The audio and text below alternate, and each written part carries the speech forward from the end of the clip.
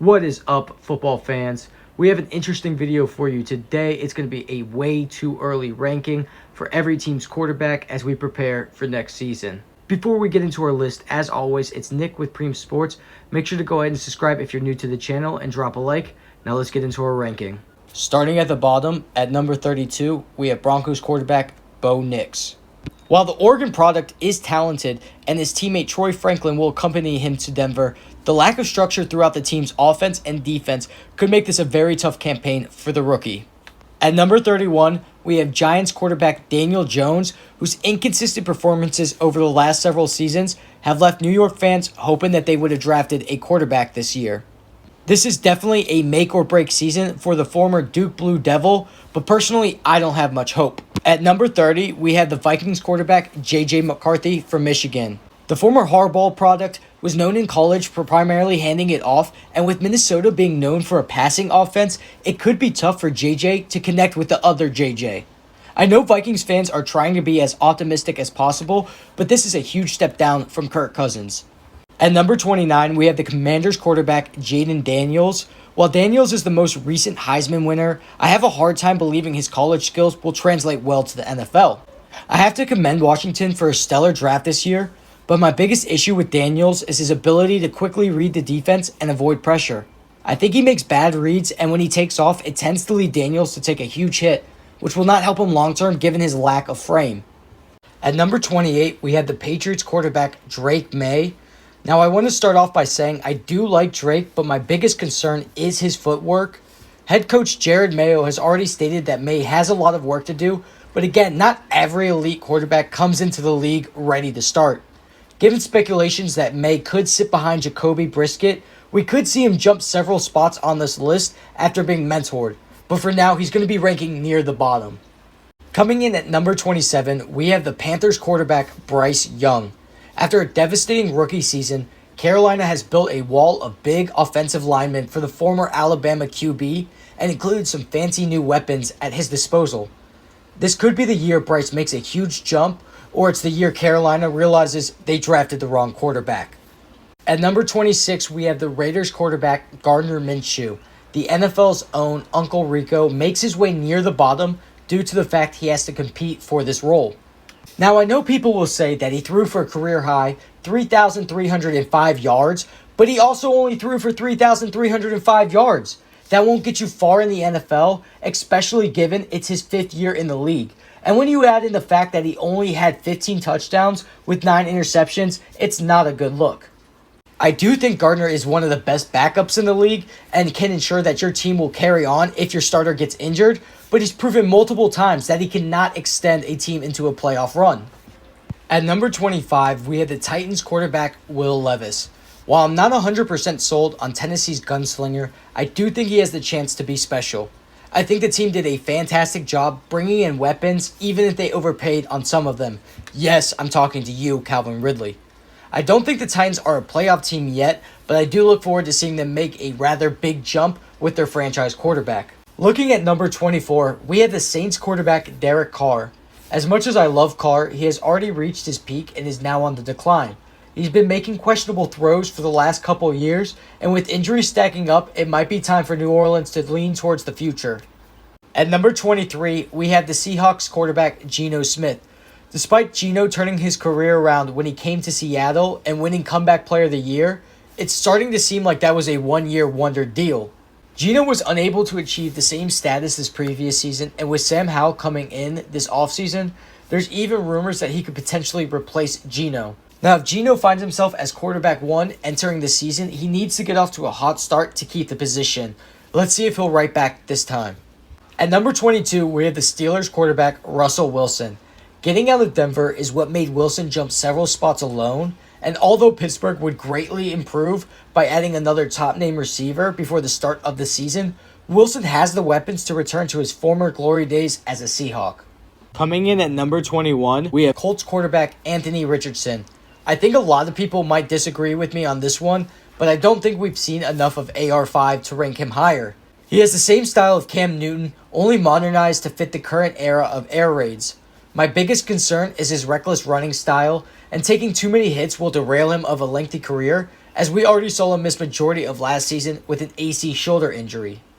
At number 20, we have Browns quarterback Deshaun Watson. Now, the pressure is on Watson this year more than it has ever been. Otherwise, he could easily become the greatest what-if player. Given the time he has sat out with the Texans, his suspension on the Browns, and all the injury time Watson has accrued, he's missed a huge chunk of his career. In a time where we have plenty of athletic freaks of nature popping up, teams are quicker than ever to replace a quarterback. Luckily, though, Wilson's fully guaranteed contract does give him some leadway, but this is a must year for him to jump up on this list. At number 19, we have the Cardinals quarterback Kyler Murray. Coming off an ACL tear, Murray is now paired with one of the greatest receiver prospects we've ever seen, Marvin Harrison Jr. I do think the Cardinals will have some work to do, but I have no doubt Murray could be a top 10 quarterback next year. At number 18, we have Jaguars quarterback Trevor Lawrence. The Clemson product is the greatest quarterback prospect we've ever seen, but so far he hasn't lived up to the hype. However, Jacksonville is nowhere close to giving up on him, as they've already picked up his fifth-year option and are working towards a nice extension. I think last year's end-of-the-season mishap was a fluke and it won't happen again. And although I don't think they'll win their division, look forward to the Jags snagging a 6th or 7th seed in the AFC playoffs. At number 17, we have the 49ers quarterback Brock Purdy. Purdy continues to rise in the rankings, but the amount of weapons around him would elevate most quarterbacks to the next level. While there's no doubt Purdy will receive a massive contract next season that's well-deserved, he's not the main component to the team's success. At number 16, we have the Buccaneers quarterback Baker Mayfield. This is a QB that a team loves to play for and the coach loves to coach. Coming in on a one-year prove-it deal, Mayfield took Tampa Bay to the playoffs and surprisingly knocked off the previous Super Bowl runner-up. Now that the Buccaneers have paid their players and ensured they are all in for the season, I'm expecting a huge jump for Mayfield by the time we do another ranking video. At number 15, we have the Bears quarterback Caleb Williams. I already know a lot of people are thinking I'm jumping the gun with Williams, but with the overhaul Chicago has done since fleecing the Panthers last offseason, they are in the position to win now. Expect Williams to break every rookie quarterback record and more. The Bears have finally found their franchise quarterback, and I'm excited to see him work. At number 14, we have Falcons quarterback Kirk Cousins. Before last year's injury, Cousins was on pace to be a top 10 quarterback, possibly even pushing to the top 5. And I don't even think that's an exaggeration either. I will be honest, I feel putting him at 14 isn't doing him justice, but this one is a big one given his age, the fact that he's coming off a major injury, and coupled with him being on a new team, so he has to rebuild these connections. I don't think we're going to see the same Kirk Cousins. As with all these rankings, I do hope the players prove me wrong, but I don't see a strong enough bounce back that people are projecting.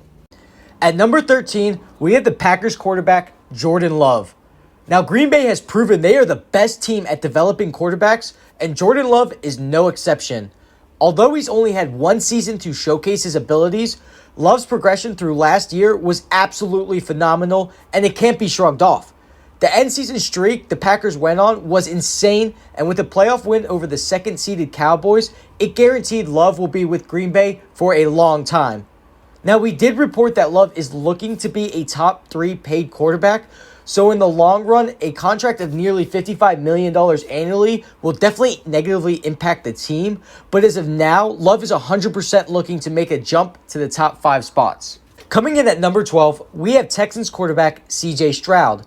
I feel this one might get some disagreement, but Stroud had one of the best rookie campaigns we've ever seen. His touchdown to interception ratio was off the charts, and the dots he effortlessly made had Stroud looking like a 10-year veteran. Now the Texans have added more weapons and their offensive line has recovered from injuries. I don't think a sophomore slump is in the cards for the former Ohio State Buckeye.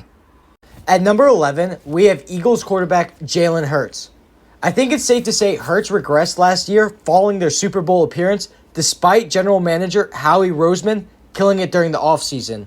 It's incredibly hard to repeat that level of success when your quarterback is taking up such a huge portion of cap space. I think Hurts will continue to struggle, and that losing streak Philly went on at the end of last season, I don't think it was a fluke.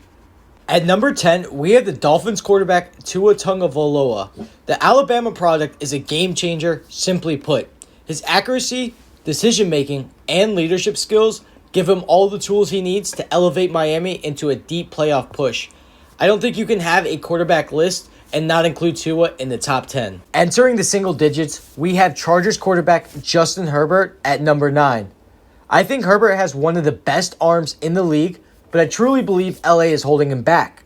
I do agree with the front office's decision to buff up their offensive line, allowing Herbert more time in the pocket to establish his feet and let the ball rip. That's going to be a huge difference maker this season. At number 8, we have Lions quarterback Jared Goff.